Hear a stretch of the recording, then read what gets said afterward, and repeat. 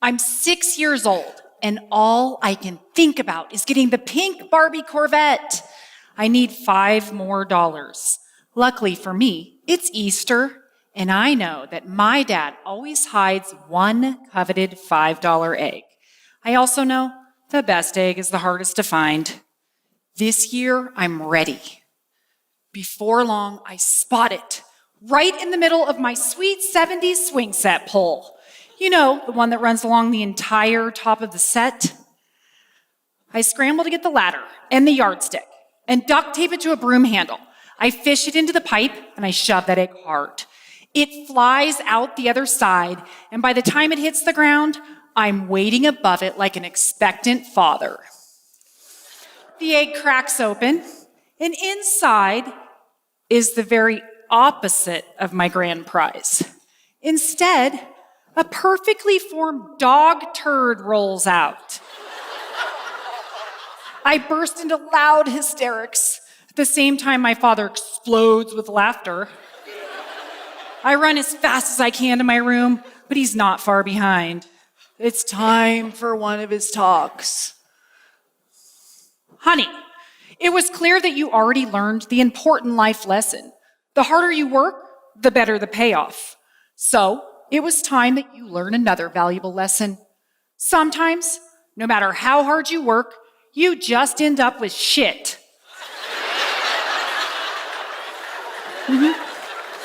And who better to teach just this sort of hard-hitting, direct, and painful life lesson to 6-year-old me than my father? I'm a divorce attorney. I've been practicing for over 20 years. I began in Los Angeles, but I've owned my firm in Nevada since 2001.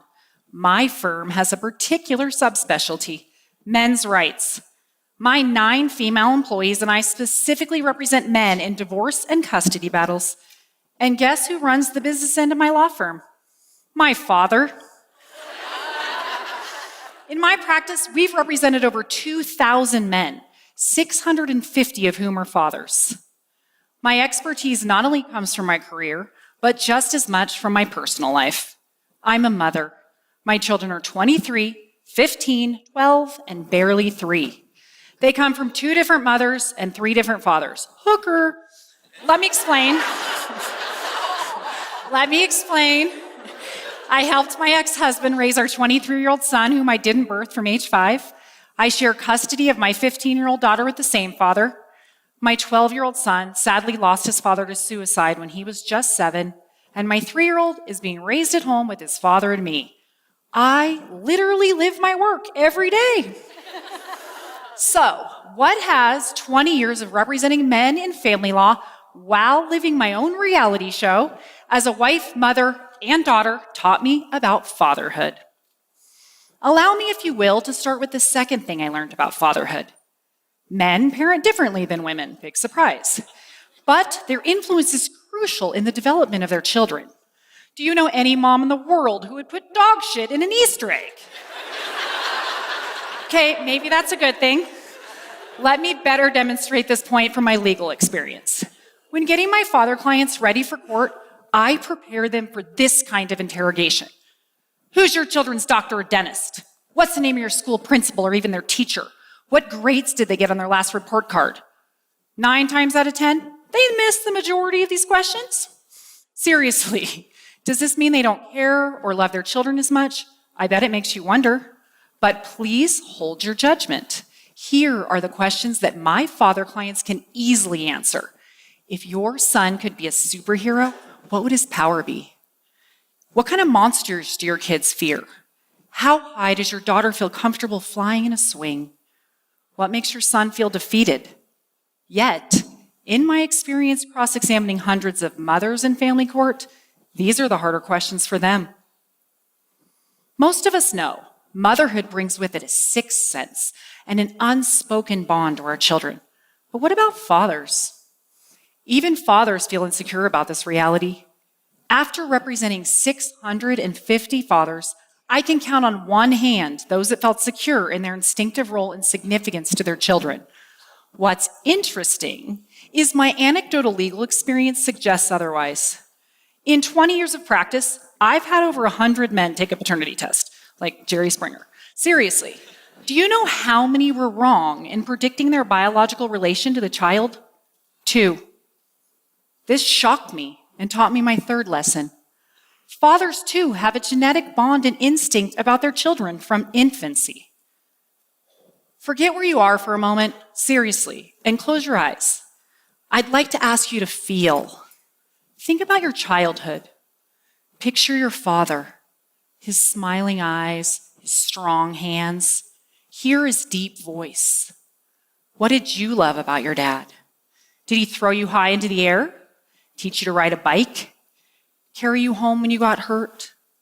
Push you when you tried to give up? What did it feel like to have a daddy?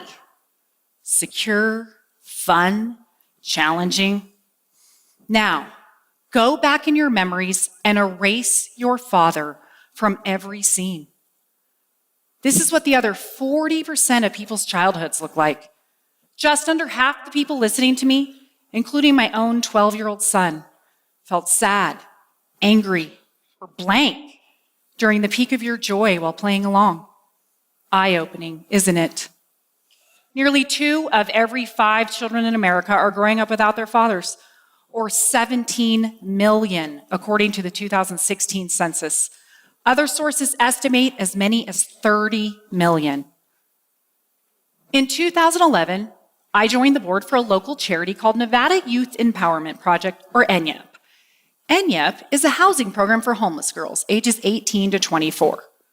As board president of this small charity, I've been closely involved and gotten to know the girls and their tragic stories over the years. Hundreds of otherwise homeless girls have come through our program. Their backgrounds and what they have endured would haunt you.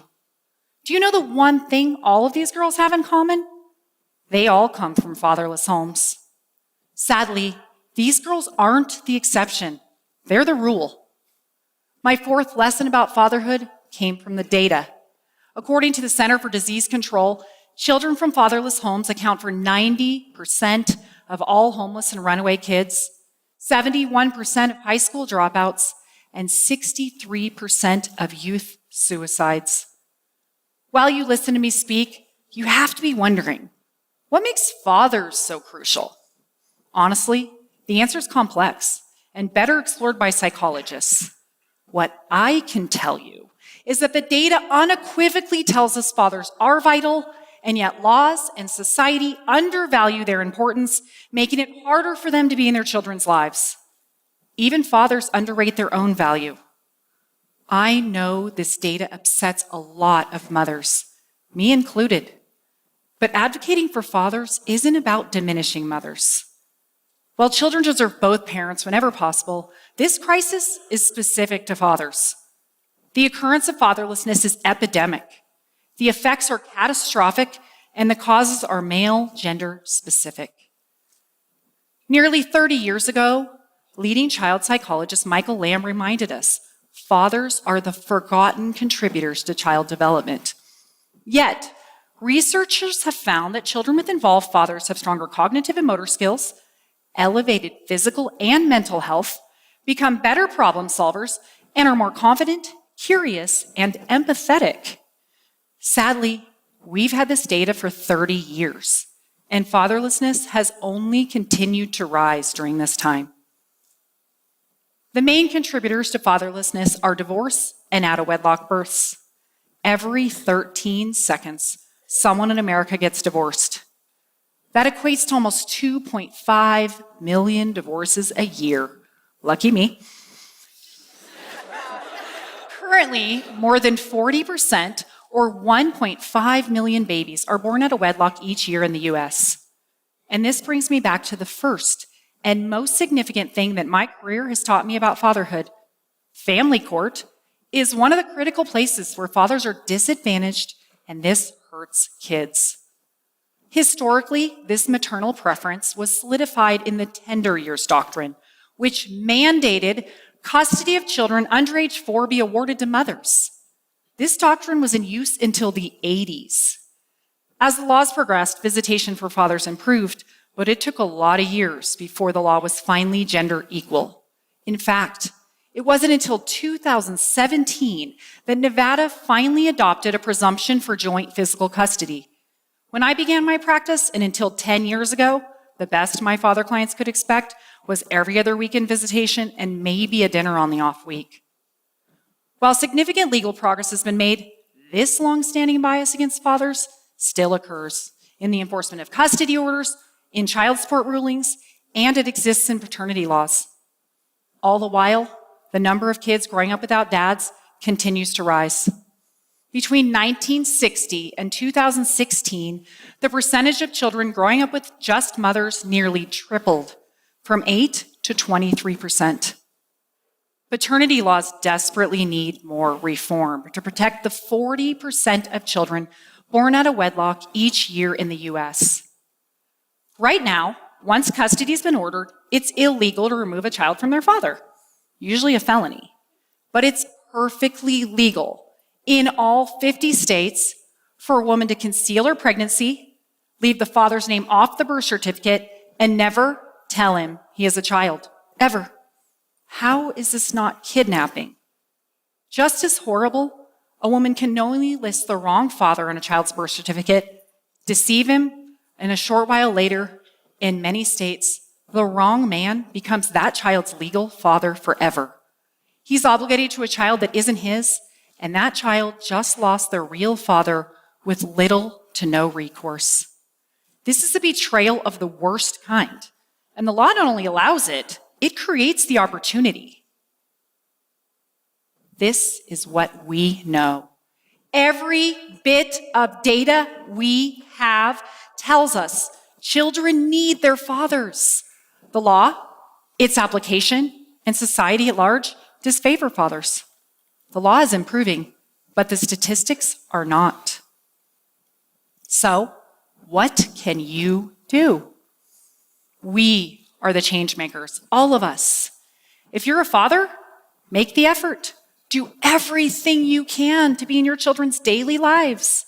If you're a mother, encourage and facilitate the relationship between your children and their father instead of trying to interfere or control it.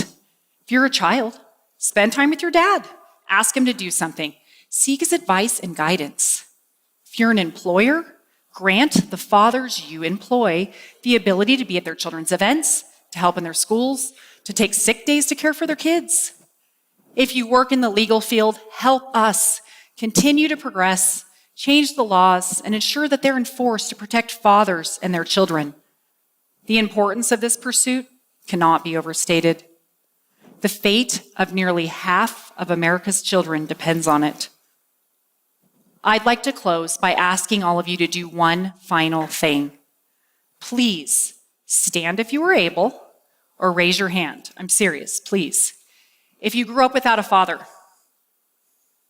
if you raised or raising a child without a father, or if you were a father who's been separated from your child. Now, look around. The people really affected by fatherlessness. Really, look. Those of you standing and raising your hands aren't numbers. You're real, living, and feeling humans. You're the children scarred by fatherlessness. Now let me tell you who can't stand. The 1,000 fatherless children who were murdered last year. The 3,000 fatherless children who died from drugs. The 3,200 fatherless children who committed suicide last year. And the 14,000 fatherless children who were incarcerated. Everyone, please stand for them and do everything you can to help the remaining 17 million fatherless children avoid these fates. Thank you.